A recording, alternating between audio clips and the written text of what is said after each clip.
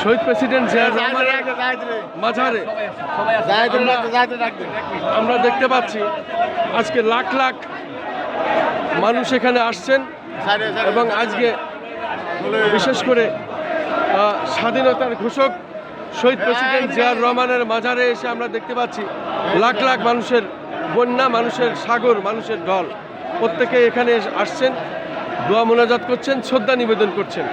আপনিও দেখলাম এখানে এসেছেন, আপনার যে সংগঠন এটা নিয়ে আপনি শ্রদ্ধা নিবেদন করেছেন, দোয়া মোনাজাত করেছেন। আজকে আপনাদের অনুভূতি কি যদি একটু বলতেন?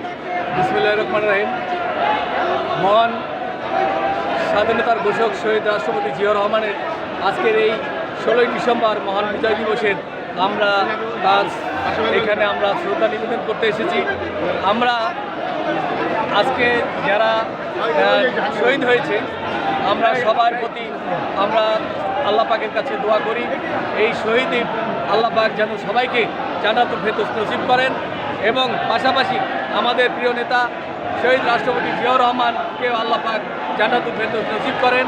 আমরা আজকে এই বিজয় দিবসে আমরা একটা কথাই বলতে চাই, আজকে মহান স্বাধীনতার দিবসে এই দেশে যেভাবে আওয়ামী লীগের এই হায়নারা, এই আওয়ামী লীগের এই পাকিস্তানি হায়নাদের মতো আওয়ামী লীগও যেভাবে এই দেশে যেভাবে নৈরাজ্য চালিয়েছে, আমরা আজকে তার প্রতিবাদ জানাই যে আজকে এই মহান বিজয় দিবসে আওয়ামী লীগকে মানুষ ঘৃণার চোখে দেখতেছে।